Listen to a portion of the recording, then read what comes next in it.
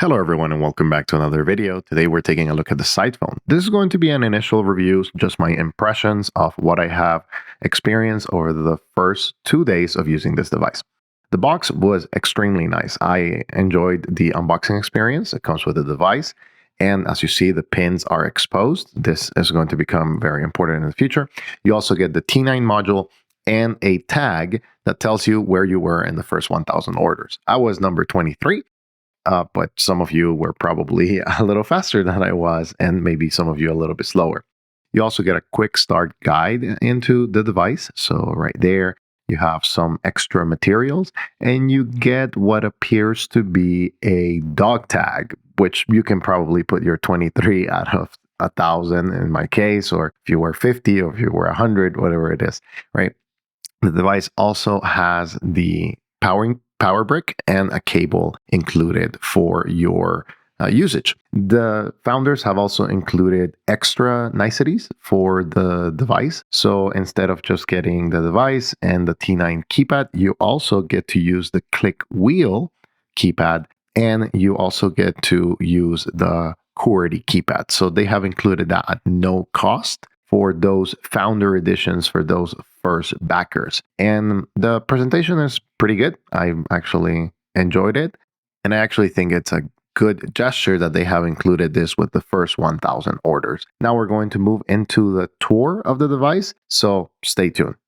So now we get to the tour of the device, and I'm actually excited about this phone. There are a lot of positive things, but there are some challenges as well. Let's first get started with our frequently asked questions, and as you can see here, this device as of right now works mostly in North America, but there may be global compatibility coming up soon. It's mainly a testing issue, not necessarily that the device doesn't have the bands to work in different countries. It's just mainly a reality that you cannot test in every country in the beginning. But over time, hopefully, they'll be able to bring it to more markets. Now, there are some very nice improvements and some really good things that I want to talk about, but there are also some challenges that I want to discuss. Let's first get started with the hardware of the device. So it does have a camera.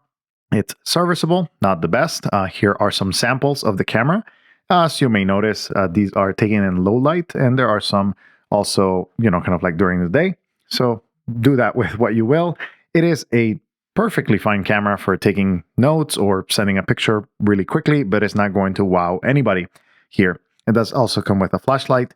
You have the volume rockers on the sides. You have the USB-C here at the bottom, and you have a hot-swappable keyboard. So essentially, you are able to take this off and reveal right there the pins, and you have 3 different attachments as of right now.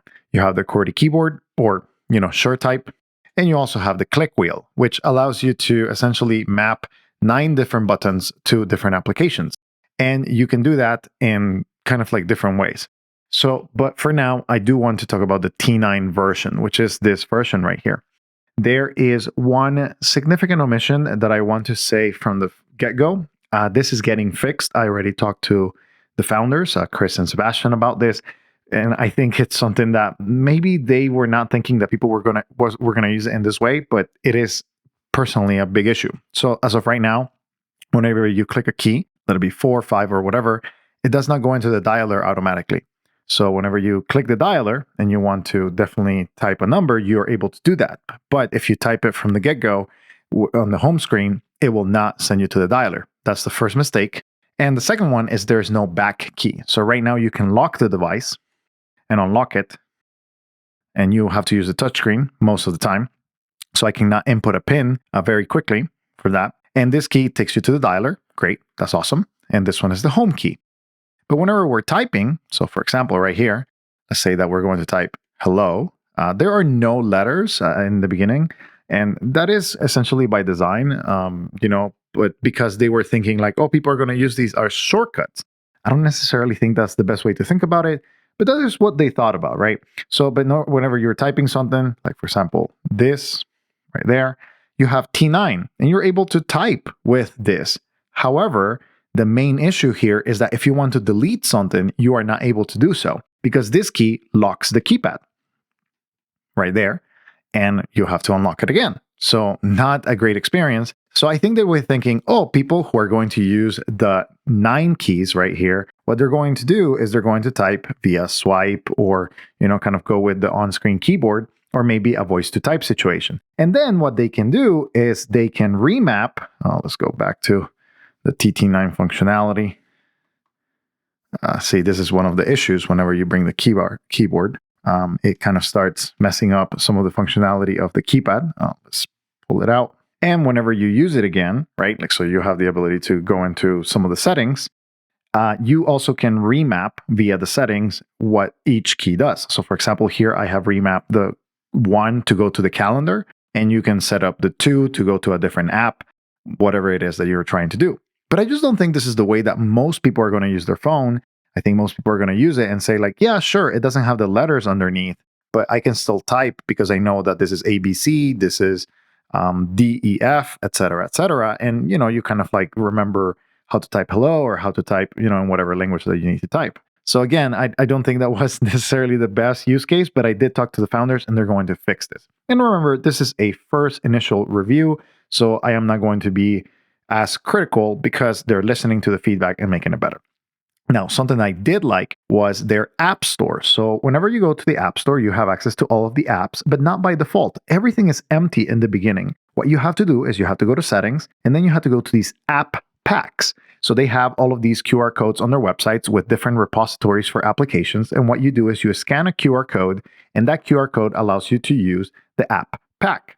So there are different packs like Essentials, Security, Proton Apps, Messaging, etc., etc. And then you can go and say, okay, I want DAVX to sync, I want K9 Mail, I want Vivaldi, I want the Jake type or Uber or AntennaPod, and you're going to be able to install and update the applications from this. I think this is a little bit of a novel concept. You're able to sideload applications as well, but if you want to have them within the store, essentially what they're allowing you to do is, hey, we have a method for you to update all of your apps to not have any issues and to do it in a way that adds a little bit of friction. They are, as you see right here, I have site loaded or installed via their messaging pack, WhatsApp, and Signal, which you're able to use without any issues. Here, let me just confirm so you can see the interface right there. And again, this is Android, so you're going to be able to use WhatsApp, you're going to be able to use text messaging, and all of the other things. It does come also preloaded with a Maps application. And this Maps application is based on Here Maps. So here you can go look for whatever it is that you're looking for, like let's say Starbucks or let's see coffee, so coffee right here. And you're going to be able to look it up, get turn-by-turn navigation, and you can also download Organic Maps, which is an offline maps application. So good points right there, essentially allowing you to do some of the essentials, messaging, different applications and whatnot. I'm going to swap the keyboard at this point in time because as of right now, I cannot use this. It's not something that I prefer because I want to be able to type with the keyboard. I think a lot of people that get this device get it for the tactile experience. Not only, yes, you have the ability to use the touchscreen, which is a nice added bonus, but you want to use a lot of the keyboard. So I want to use this as a way for me to type messages. But right now, if I want to type messages, the way to do it is to use what they call the Jake type. And this is a odd, layout. Is something that most people don't remember, but there used to be a BlackBerry that used to have this layout, and it works actually very well. To my liking, I actually enjoy it. So as you see right there, hello. And, if we want to do, this is Jose, you have all of the letters. It takes a little bit to get used to it, but once you get used to it, it's going to be extremely quick. And the prediction text is actually very, very positive. So, right there, hello, this is Jose, and you're going to be able to send messages and have all of the different things. Now, the added bonus of having the keyboard, and they did include this for all of the original orders, is that you have the backspace key right here. So you're able to delete everything without issues instead of having to use voice to text or, kind of voice to type with some of the other attachments. So in this case, you can also go back with this specific key. So if you're in a specific application, you can go back to the previous key or to the previous area with this key, which is similar to this one, but for some reason it's mapped differently. And so again, in my personal opinion, as of right now, until they fix the T9 operation and they add the back key here, for now, use the QWERTY keypad. So in my opinion, that is probably the best use case as of right now. because not only you can remap the different buttons and, maybe you're doing a dialer and whatnot, and as you see, it works perfectly with the 9, but you can also delete. So let's go back and delete right there. So this is the best tile as of right now in order to introduce some of the better functionality for the phone. In my first impression, this device has a lot of potential, and I personally like the SureType, but whenever they fix the T9 and having the ability to do key mappings to different applications with the 9 keys here, I'm going to be demonstrating that in just a second, I think that it's definitely going to be different use cases for different people and an excellent, excellent design. However, there are some concerns, and this is mainly on the hardware side. If you're going to be swapping between all of these, I do not know how long these pins are going to hold, because you may damage them as you use them on the device. So for example, here, we're going to remap to open WhatsApp. So let's go to key mapping. We're going to record a trigger right there. And let's say that we do the top left. And what we do is, we do actions. You add an action, you launch an app, and let's say that we want to launch the maybe WhatsApp. There you go. So we're done. We're going to record our second trigger, and we're going to record the top right now. And we go to actions, we add an action, we're going to launch an app, and this time it will be calendar. Done. So whenever we go home and we tap right here at the top, WhatsApp gets accessible.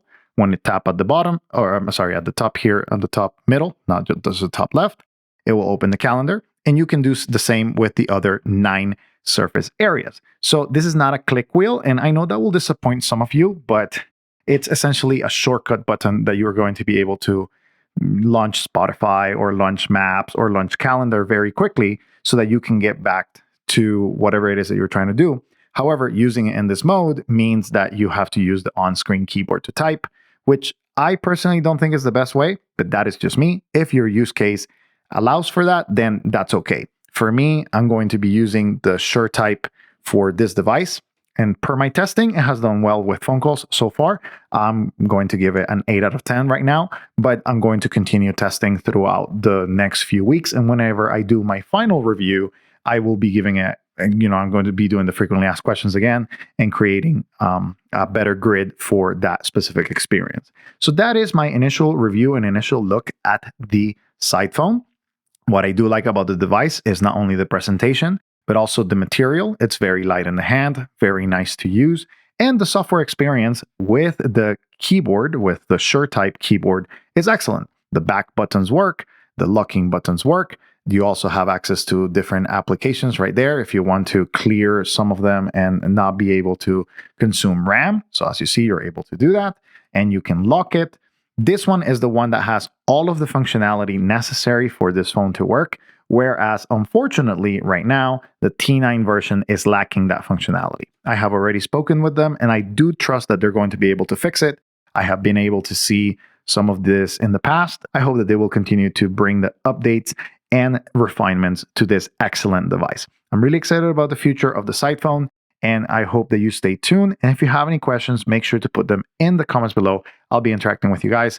I'm excited to see how this integrates with a lot of people's digital minimalism journey, the small screen, and the different layouts that they may be able to do. Hopefully in the future, also, I'm going to be requesting that they do a layout with a D-pad. I think that will be an excellent, excellent navigational skill for this device, and I hope that they'll be able to do that as well. Anyways, see you in the next video, and thank you for watching. And again, if you have any questions, put them in the comments below.